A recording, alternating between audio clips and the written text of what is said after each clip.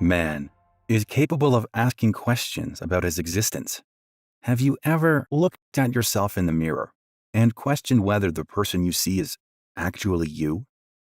We speak of our body, our brain, our intellect, and our soul. Does this not indicate that consciousness exists separately from the body? This may seem like an unusual thought at first, but somehow it makes sense to me. I'm not 60 years old, like the man looking back at me in the mirror. I feel like I'm in my mid-30s, full of drive, with plans, goals, and dreams. Taking the uphill slopes slower than I used to is not my own fault. It's due to my aging body. When I look at pictures of my youth, they are familiar to me, but nothing more. They simply represent my younger body. Conversations with friends revealed that I am not alone in my assessment, as many feel similarly.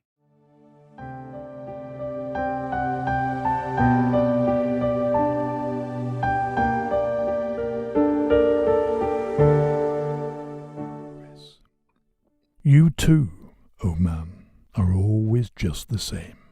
Whether you appear young or old, you remain what you are. Have you not already sensed this yourself? Do you not clearly notice a difference between the form and your ego? Between the body that is subject to change and yourself, the spirit which is eternal?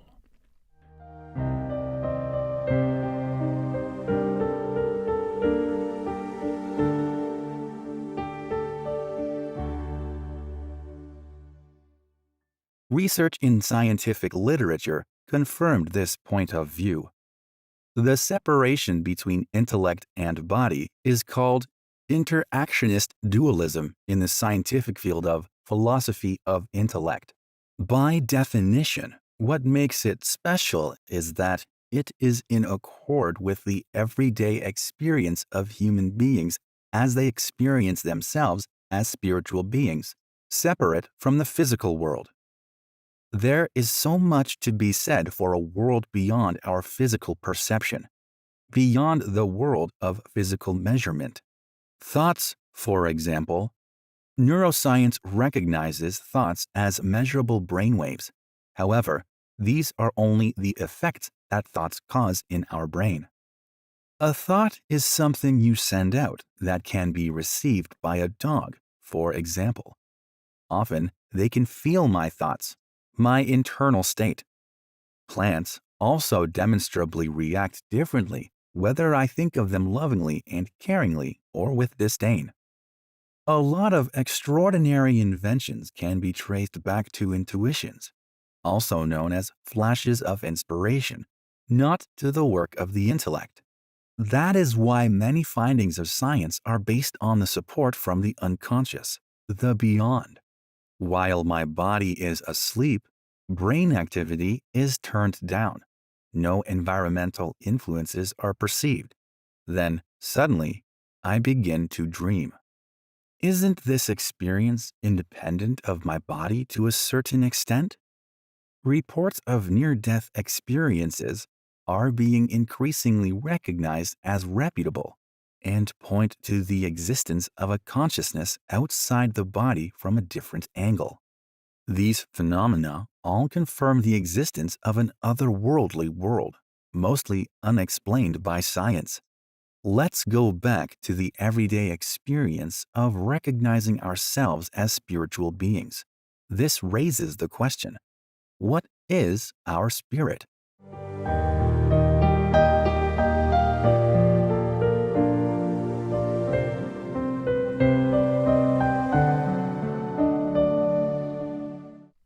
Spirit is not wit and not intellect, nor is spirit acquired knowledge.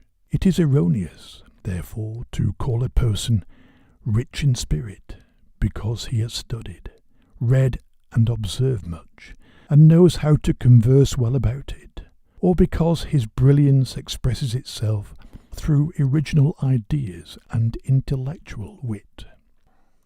Spirit is something entirely different.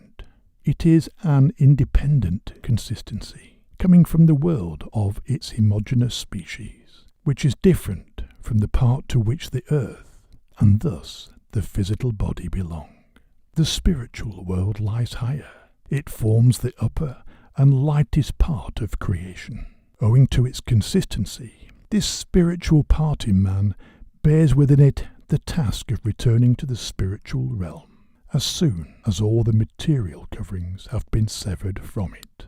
The urge to do so is set free at a very definite degree of maturity, and then leads the spirit upwards to its homogeneous species, through whose power of attraction it is raised. Spirit has nothing to do with the earthly intellect, only with the quality which is described as deep inner feelings. To be rich in spirit, therefore, is the same as having deep inner feelings, but not the same as being highly intellectual.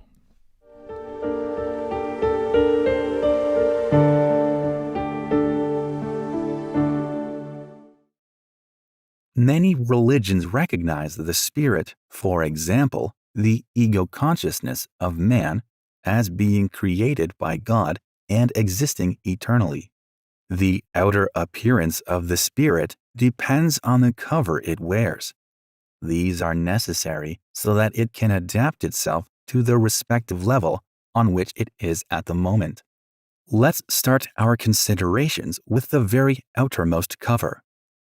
People in cold regions of the world are seen in thick physical covers, such as fur coats.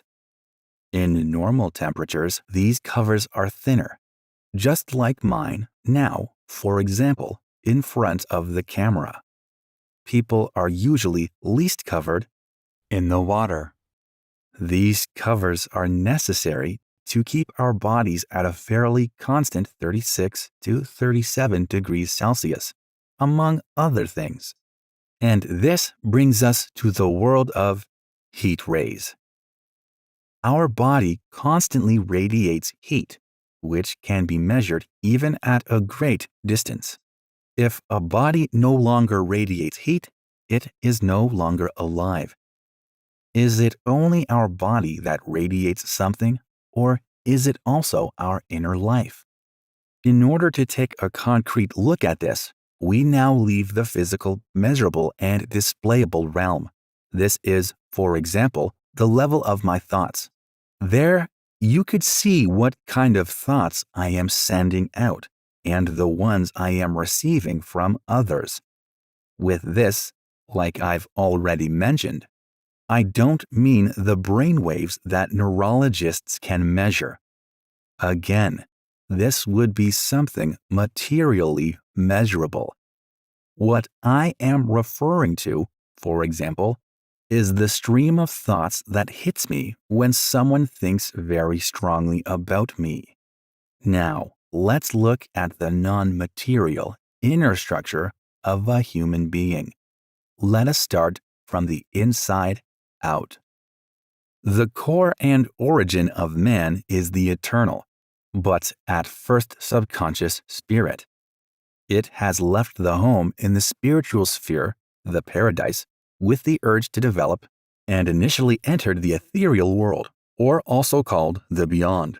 In order to live there, it needed a soul cover adapted to this level. Surrounded by it, the spirit is called soul. This is similar to a person needing a special diving suit for diving at great depths. Therefore, a soul has no independent consciousness, but is an enveloped spirit adapted to the ethereal environment.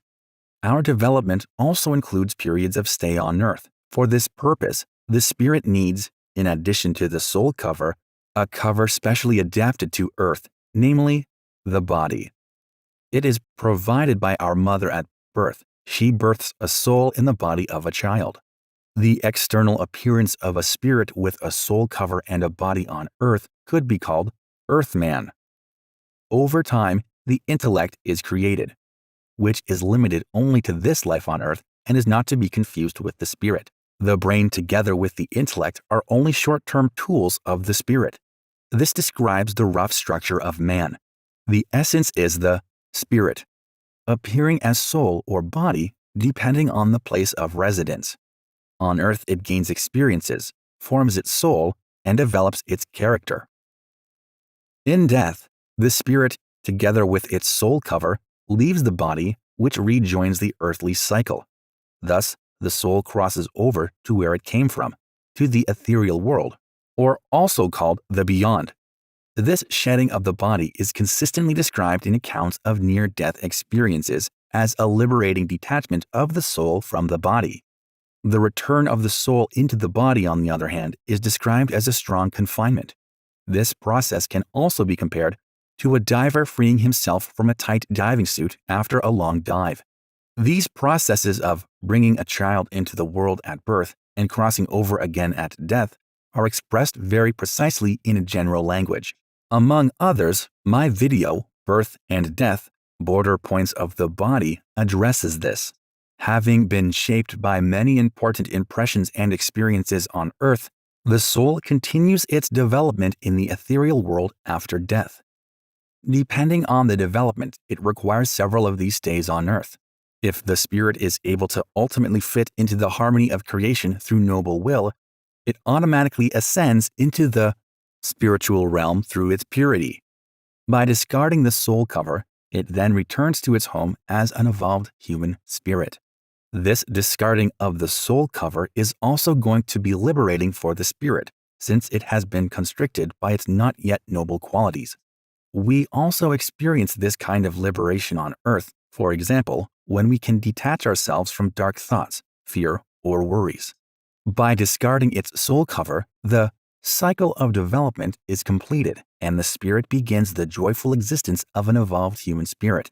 This is a very rough explanation of the internal structure of man.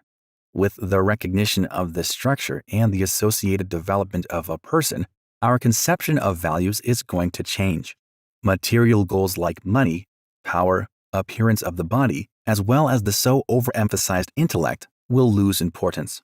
Pursuit of inner purity, love for one's neighbor, and integration into the harmony of creation will come to the foreground. Death will completely lose its fright because it is nothing more than the discarding of a cover, which at the end of a life is often already compromised by illness anyway. In a nutshell, the essence of man is his spirit, which, depending on where he is, appears as a soul or as an earthly man.